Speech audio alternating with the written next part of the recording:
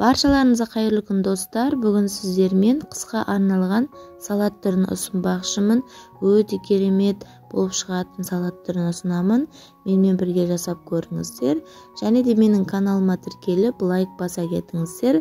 Осындай қысқа арналған салат түрін жасайтын боламыз. Видеоны соңына дейін қараңыздар. Барлығын ең алдымен дайындап аламыз. Ол үшін бізге тәтті бұрыштар, сәбіз, бір дана ащы бұрыш, чеснок қажет болады. 2 дана осындай пиязымыз, қызанақтарымыз және де қиярымыз қажет болады. Және аскөктен зелень мен укроп керек болады. Барлығын алдын ала турап дайындап қоямыз.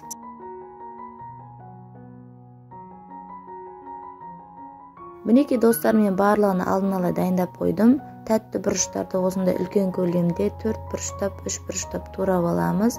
Және де сәбізімізді үккіштен өткізіп дайындап қоямыз.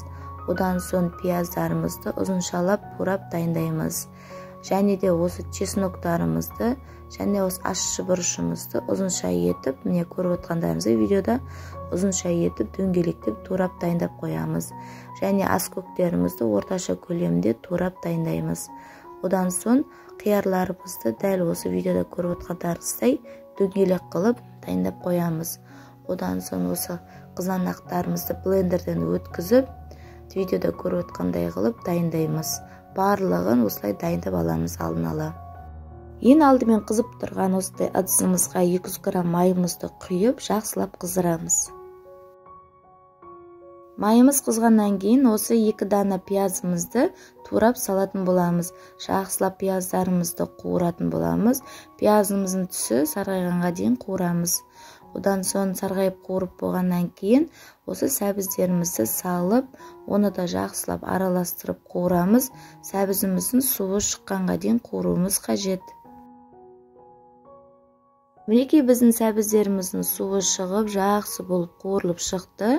Енді осы сәбіздеріміздің үстіне түрлі түсті тәтті бұрыштарымызды салып, кем дегенде 5 минуттай қуырамыз.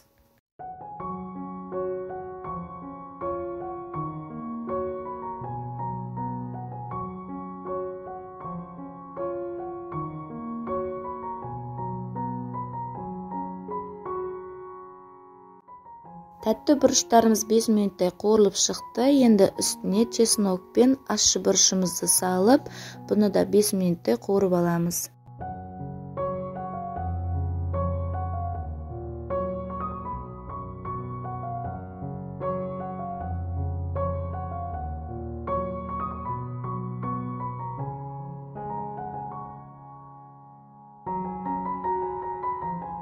Мінекей достар, біз барлығын қуырып дайындап алдық. Енді осы салаттарымыздың үстіне қызанақтарымызды салып, одан кейін жақсылап араластырып қайнатамыз.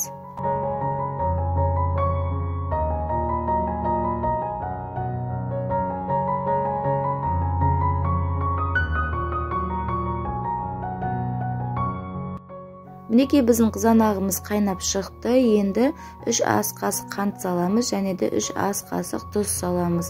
Барлығын жақсылап араластырып, отымыздың астын баяулатамыз. Кем дегенде 45 минуттай қайнатамыз.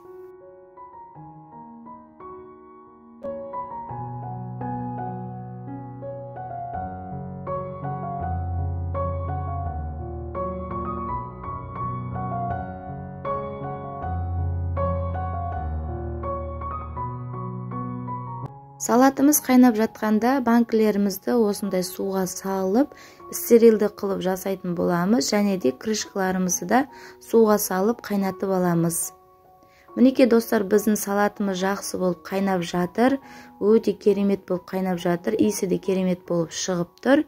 Енді салатымыздың қайнауына, пісуіне 15 минут қалғанда осындай аскөктерімізді саламыз. Және де осы қиярымызды салып, жақсылап араластырып қоямыз.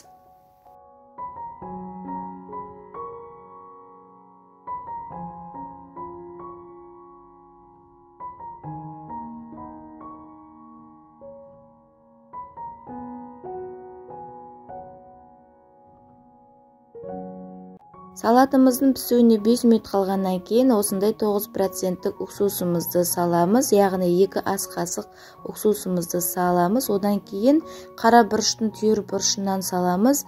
Кем дегенде 23 штуктай салып, жақсылап араластырып, одан кейін 5 минуттай салатымызды қайнатып аламыз.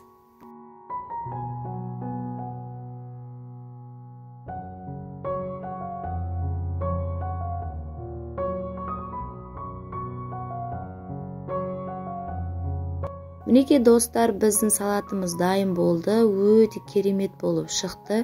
Иісі де, дәмі де өте керемет болған. Енді осы банкілерімізге салаттарымызды салатын боламыз. Және крышкаларымызға 9%-тік осы уксусымызды кішкене ғана тамызып, банкымызды жабамыз.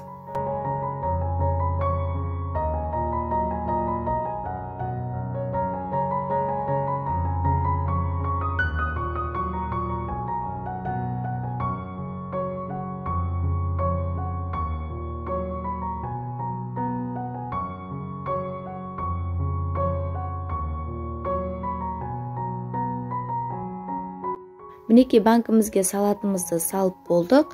Енді осы крышкамызге 9%-тік уксусымызды кішкене ғана тамызып, осы банкімізге нығыздап жабамыз. Қатты барлық күшімізбен нығыздап банкімізді жауып тастауымыз қажет. Банкімізді жауып болғаннан кейін, одан кейін банкімізді келесі күнге дейін төңкеріп қоямыз, және де үстінен жылы сүлгімен жауып қоямыз. Жылы күйінде төңкеріп, келесі күнге дейін қоюымыз қажет.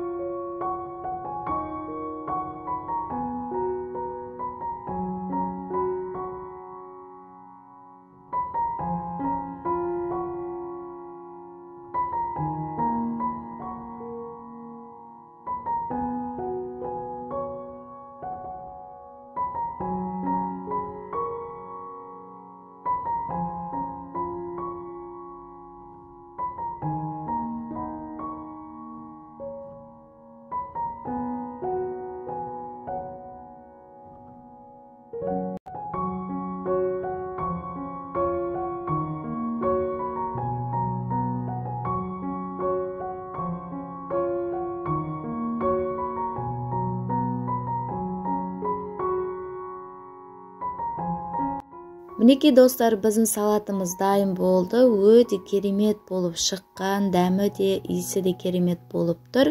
Қыстың күні тамақпен жеуге өте керемет болып үйлеседі. Сіздер де жасап көріңіздер. Видеоны соңына дейін қарағандарыңызға рахмет. Менің каналыма тіркеліп, лайк басып, комментарий жаза кетіңіздер. Және де барлықтарыңызға ас болсын.